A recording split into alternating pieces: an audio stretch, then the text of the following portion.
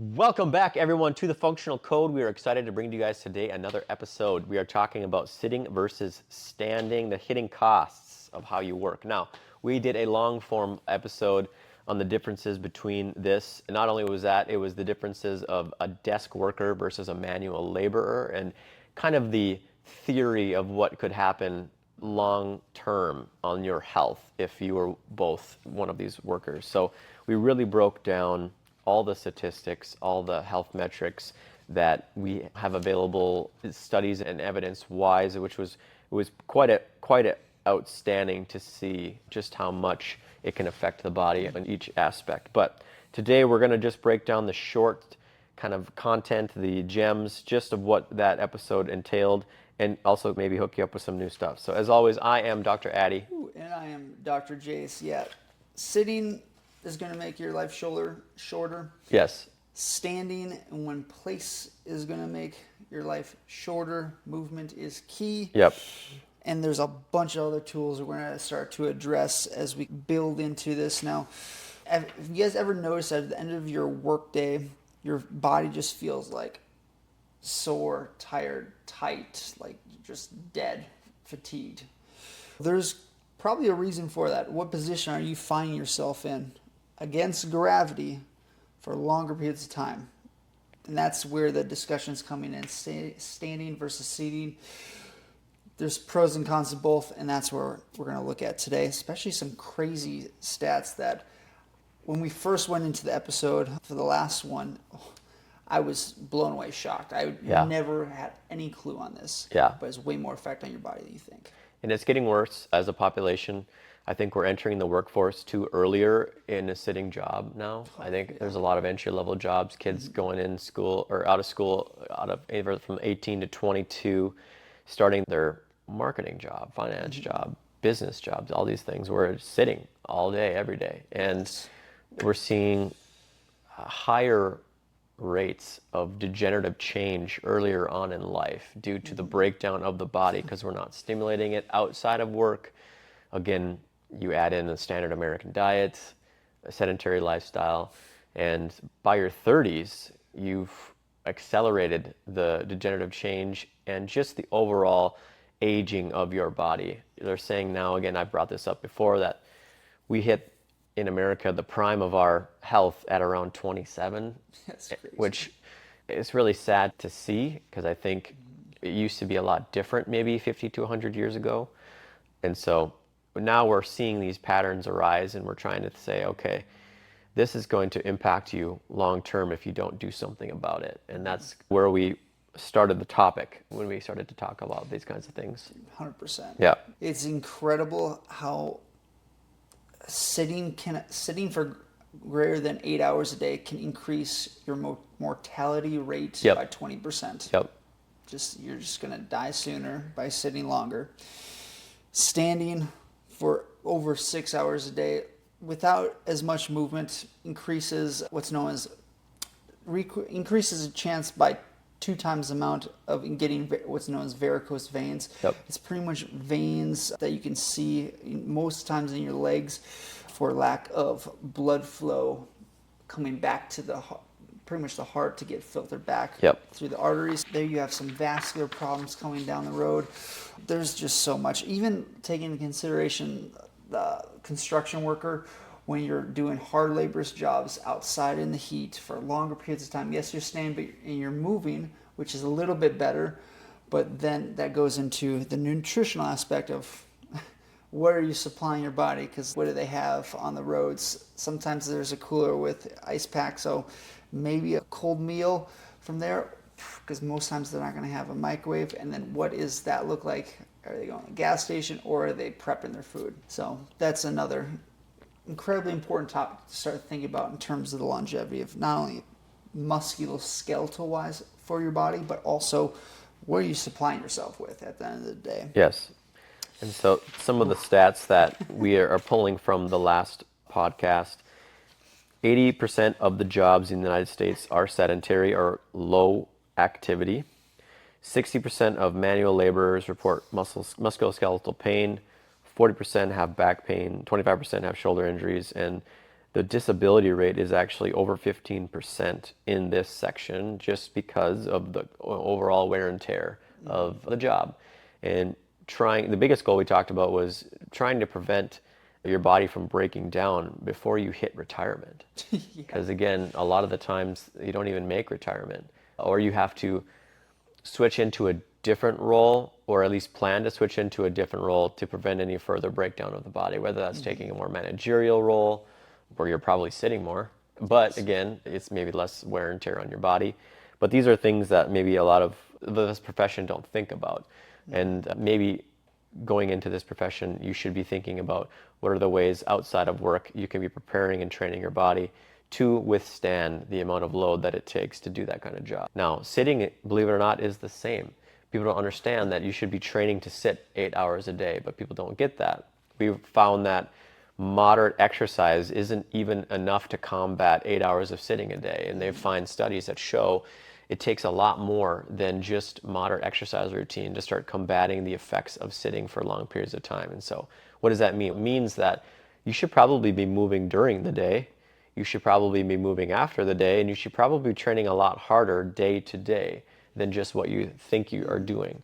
And for those who are already struggling with moving their body every day, to hear that is maybe concerning or depressing. But what you should think about is how can you do this smarter, and what are the better ways that you can move your body and get a better outcome and make it not feel like it's such a huge task to climb. But yeah, costs of sitting, let's start with that. We found that 40% increase compared to standing with like disc issues in the sitting population. You'll find a lot more issues around the hips and the back, decreased swelling, twice higher rates of depression and anxiety. Mortality was highly increased. There was higher chances of cardiovascular issues. I want to say carpal tunnel was increased in the sitting population. Obesity, all these other things that we have found in the sitting population. So it's probably not a surprise to hear that, but when you add all of those together and just how it can combine to create such an impact, negative impact to the health, it goes to even say that if you can avoid getting a sitting job, I would do that. Yeah. And it's sad to think about, because this might be your livelihood right now. You only have the ability, the jobs that you are in require that, but I don't know. Could you figure out a hybrid job where half the day you're sitting, half the day you can be moving? I don't know. I've gotten to that point where I've had those conversations with patients because it is impacting their livelihood and their quality of life. Yeah, it's like with sitting, you have to have, it's not even like an option anymore, it's a prerequisite of, if you're sitting for longer periods of time, that comes with the need, not the want, the need to move, to stand, to do more work outside of your sitting position, and on top of caring for yourself, your family, your kids. So look at yourself long term and paint the picture of how do you want your last 20 years, 10 years of your life to look. If you don't do anything about when you're working right now, when you're not in too much pain, if you can imagine, and we see patients all day long like this. All day long. Of office worker, no previous injuries, their body is broken down like a son of a gun, and they're uphill battle for the last few years or last years of their life. And who would want to live like that? If you're able to build up the structure, maintain it longer, you're going to be having a great time at the end of your life, but with more time at your hands. Even that, I would say, think shorter, because we're finding individuals who entered the workforce at 18 that sat for 8 hours a day are starting to experience a lot of health issues by the time they're 30. Yes, and we're starting to see a deterioration of their joints at the age of 30, when we usually were seeing patients in the 40s and 50s start to see those kinds of changes. So we're seeing it much earlier on, because sitting has such a dramatic effect on how joints wear out when we don't move them. And we used to think that it was overuse, wear and tear that would wear out a joint, but actually what we're finding and what we now know is it's lack of movement. When we are not stimulating that area, that is what's going to break it down a lot quicker. And so you're thinking about that in that fashion. If you are not moving, red flag. It's time you start to create a program for yourself. And we'll talk just a little bit about the things that you can incorporate. If you don't have those things set up for yourself, it's important that you do now. Because again, you're going to have to start working with an individual body expert, chiropractor, PT, coming into your early 30s, maybe even late 20s, if you don't handle this right now. So, Doc, I know one big thing we've talked about is micro breaks, where we can add in cars and all these other things. But do you want to just talk about what things, maybe a few things that sitting office workers can be focusing on? What do the micro breaks look like? How often, and all that? Absolutely. And I'm going to preface this and I've had this question asked so many times.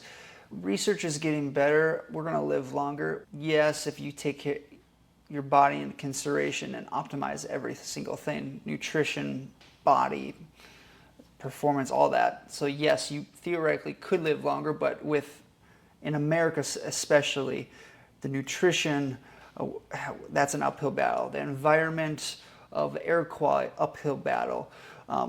Positions we find ourselves in, standing, seated, construction worker, repetitive motions over periods of times, another uphill battle. So automatically, and that's I think also why we're seeing a decrease in population in terms of age, life expectancy. But going back to your point of what are the small tools for these micro breaks, because this is where majority are going to benefit from, seated especially.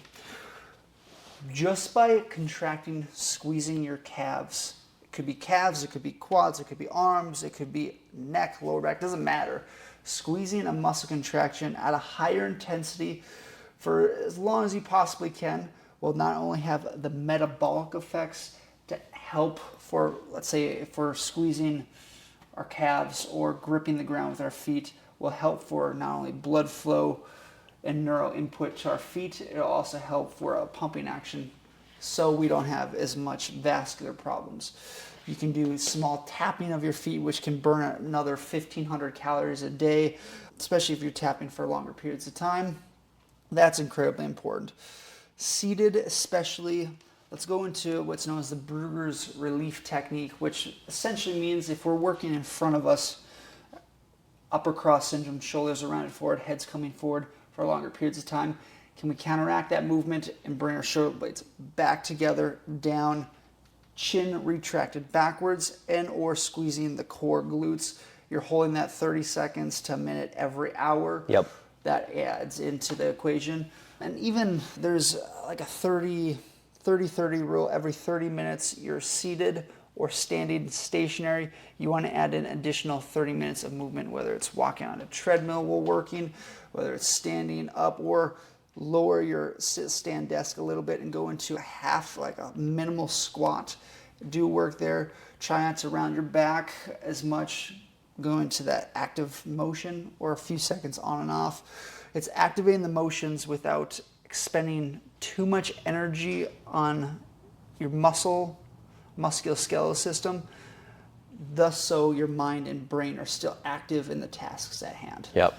So it's that fine battle between those positions. And then there's a few others we can add in, but in terms of your eye position, seated especially, are you looking down? If you're looking down, when your eyes are looking downwards, it's forcing more of a calming response. You add time and gravity, it can lead to these fatigue aspects of the nervous system, versus if you would have your computer screen or what you're working in front of you up higher at eye level or a little bit above. Naturally, with the eyes looking upwards, it opens up and activates different neurons and circuits in your brain, which allow for more awareness, allow for more attention. So whether it's setting your keyboard up higher or the projector up higher, or even if you're looking off to a side, twist your whole body and face that monitor. Twist the other portion, face the monitor, so you're moving your torso, allowing contractions.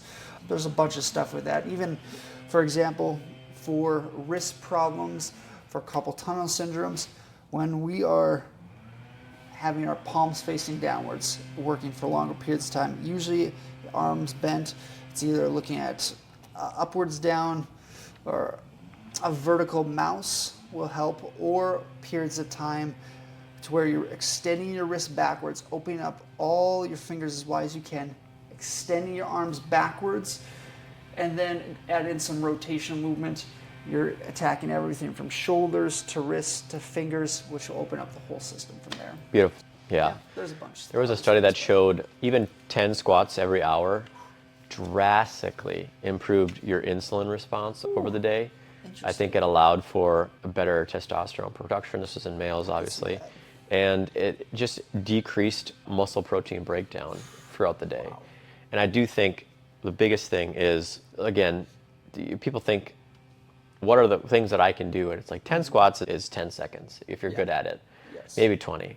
And that's 20 seconds every hour. And that's just even adding that micro movement in can be a huge improver of your health with just the inability to not move as often, obviously with your job. But I liked the walking pad. I know a lot of people who now have switched to having it below their desk. It's just more of a miniature treadmill. I do think getting on that for so many minutes every day, at least every hour, would be a great way to change up the breaks in the day. And then, of course, making sure you're adamant with appropriate training after work. You're going into the gym, doing great cardio, great resistance training after work once you've obviously ended your day. But no, I loved all of that. That was extremely, I think everything that we've already talked about, we've broke down into our long form content, but we can't say it enough just how important it is to have these things built out into your day, maybe as alerts on your phone, reminders, so that you don't have to worry about or remember doing it, just making sure that you do it. Yes.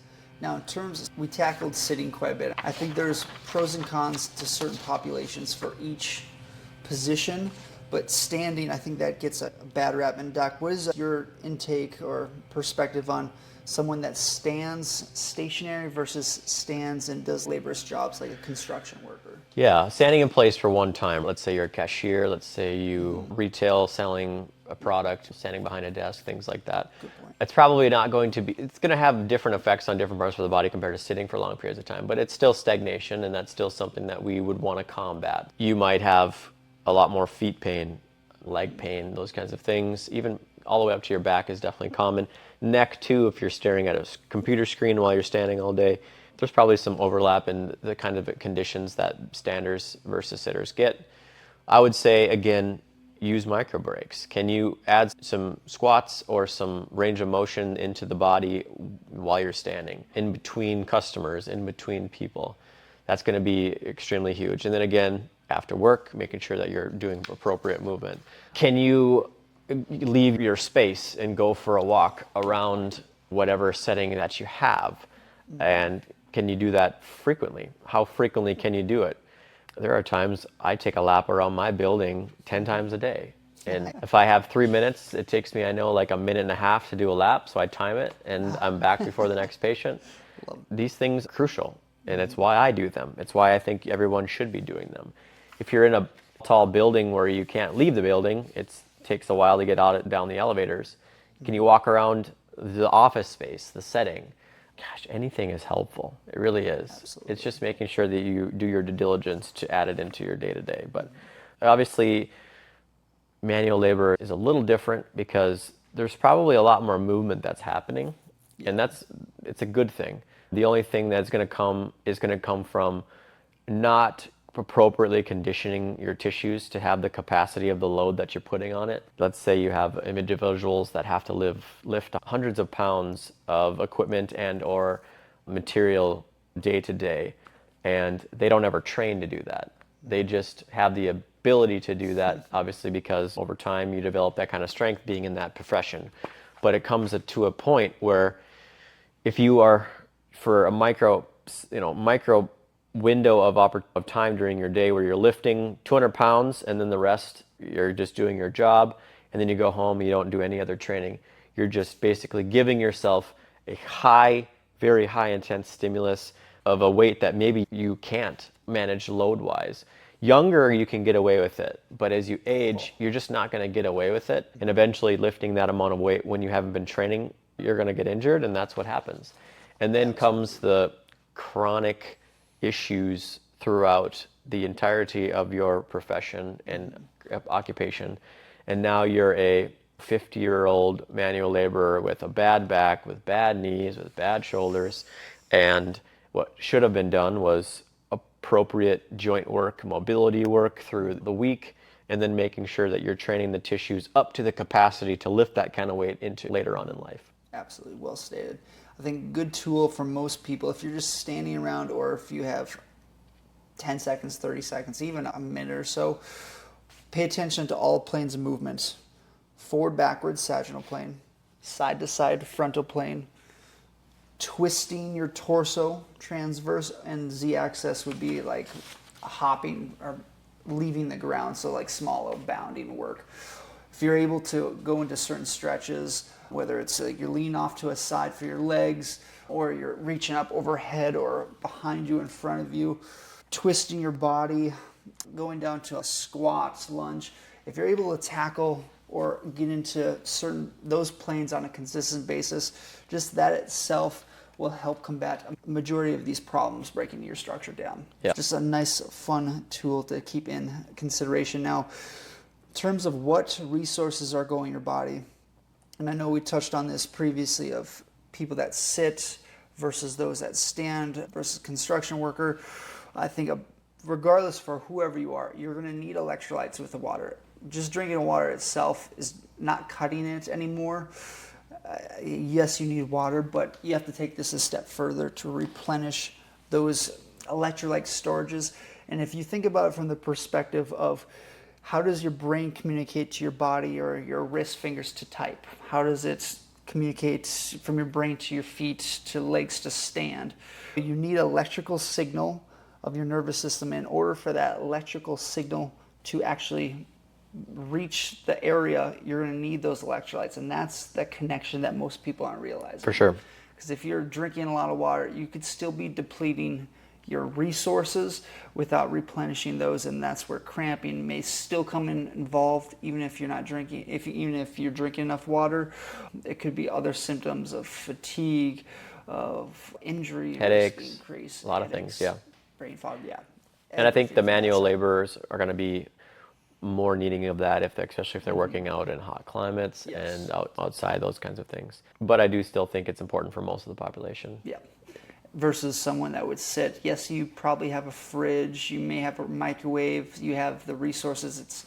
Then how are you supplying your body during that day? Are you there. Are you using the fridge to stock it full of Red Bulls that you drink once an hour because you're in sales and you need to keep your energy up?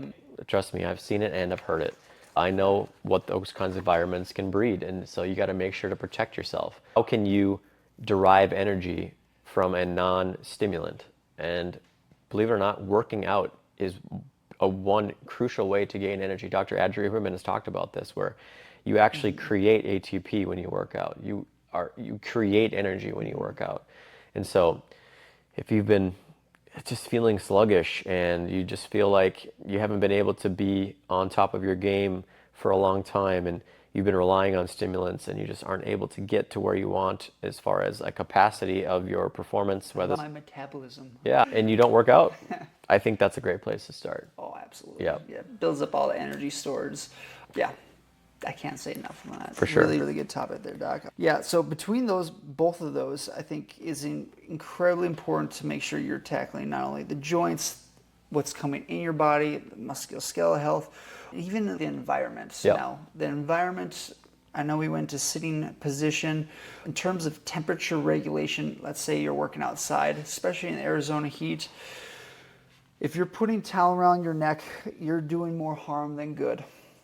More or less what I mean by that is if you put a cold towel on your neck, your body's already incredibly warm, hot, you have a higher body temp, you're going to pretty much send a signal of your brain to say, okay, it's cooling down, I still need to increase the temperature, versus where the 4 areas in your body that will decrease your core body temperature is face, palms of the hands, bottom of the feet, armpits to a certain extent. So instead of the towel over the neck, it needs to go over your hands, face, feet, armpits, or outside. Strongly suggested. I love that. Yeah. And I think a lot do that just because that's just what feels good. Yeah. But being able to actually smartly bring down your body temps, you're going to feel really good once you can do that properly.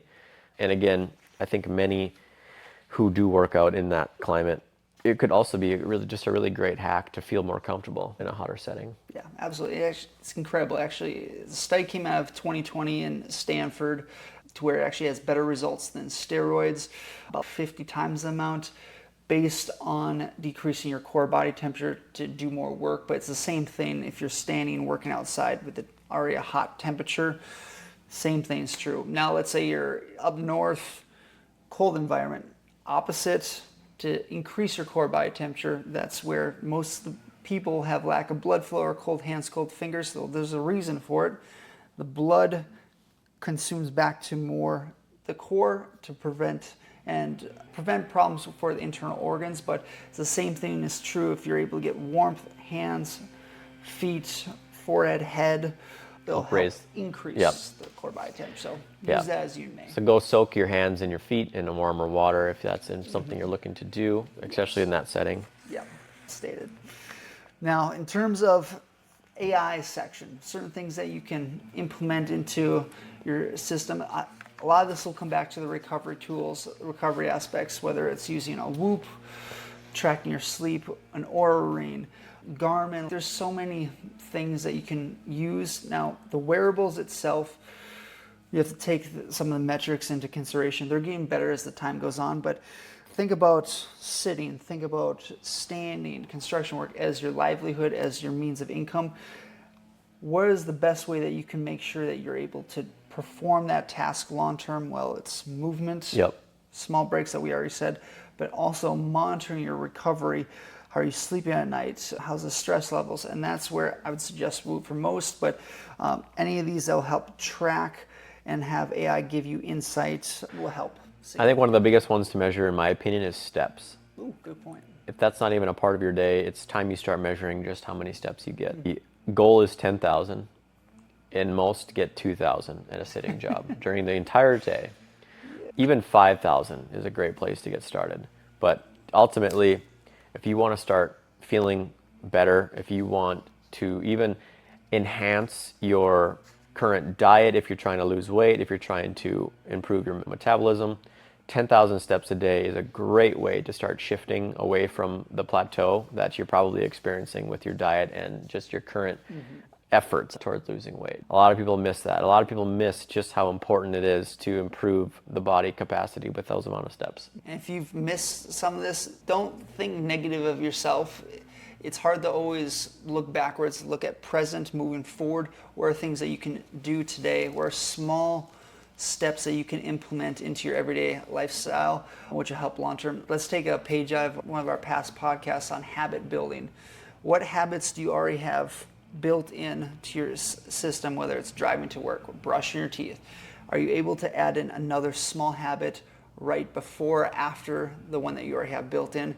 Thus will help for the habit formation thereof long term. So that would be a perfect way to add in these small things and give yourself grace for the stuff that has been done. How can you move forward in the right direction is a bigger thing. I think one of the last things we can leave you with is the 7-day challenge, sit, stand, move, reset.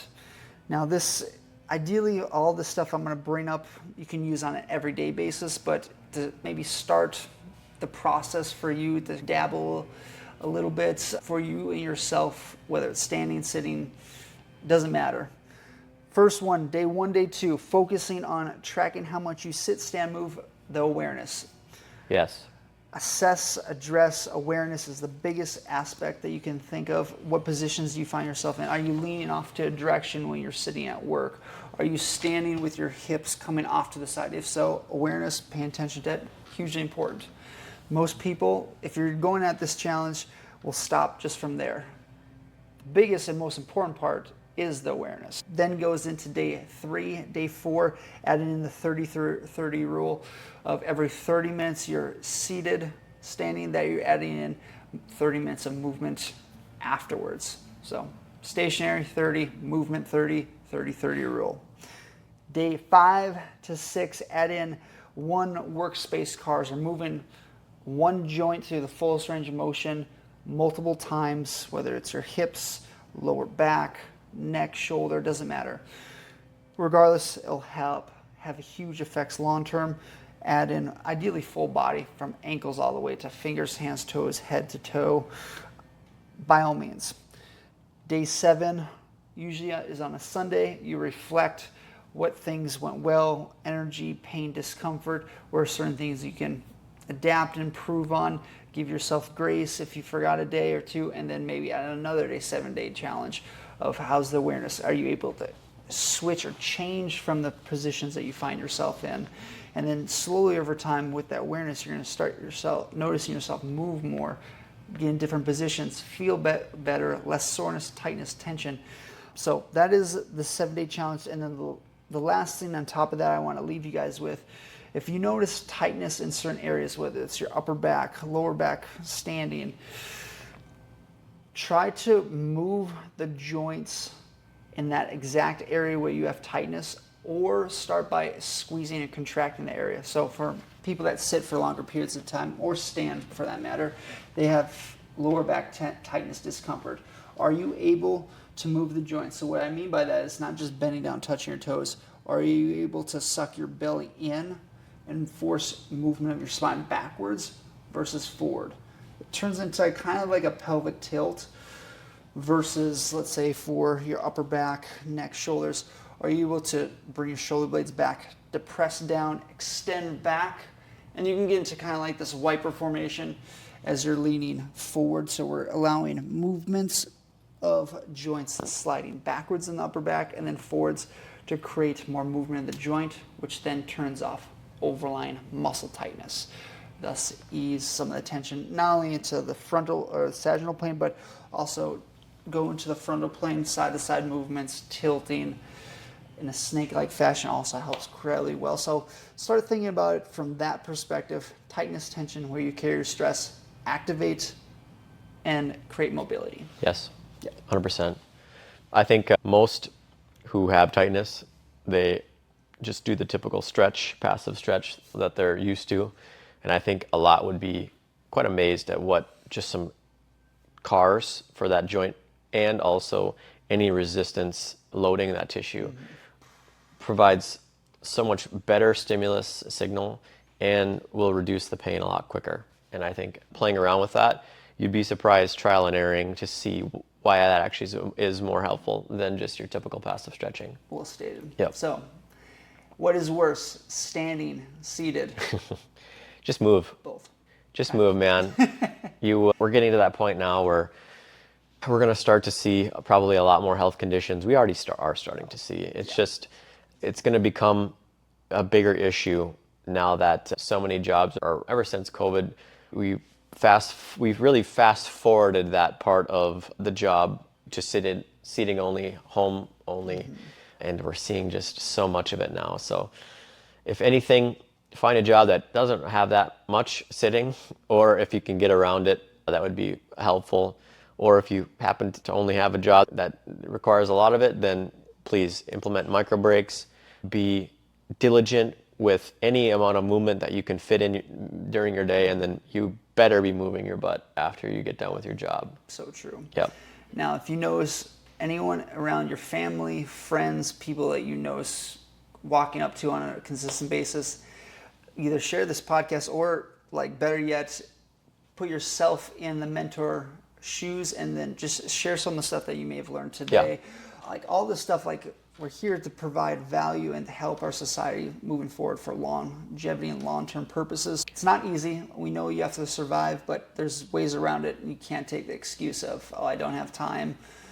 A lot of it is laziness. Where you put your time and energy, results will follow. Yeah. Your body is one thing you have the rest of your life, and you have to maintain the rest of your life. I agree. You want a high quality of life. Beautiful. Long term. Beautiful. So.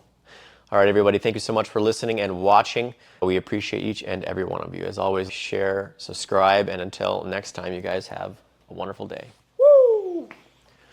Disclaimer: the content provided in this health podcast is for informational purposes only and is not intended as a substitute for professional medical advice, diagnosis, or treatment. Always seek the advice of your physician or other qualified health provider with any questions you may have regarding a medical condition. Never disregard professional medical advice or delay in seeking it because of something you have heard on this podcast. If you think you may have a medical emergency, call your doctor or 911 immediately. Reliance on any information provided in this podcast is solely at your own risk. The creators and hosts of this podcast are not responsible for any actions or decisions you may take based on the information presented. Thanks for joining us on The Functional Code. For more evidence-based health insights, subscribe, rate and review wherever you get your podcasts. Remember, your journey to a healthier you begins with understanding the Functional Code. Until next time, stay well, stay informed, and embrace the science of living well.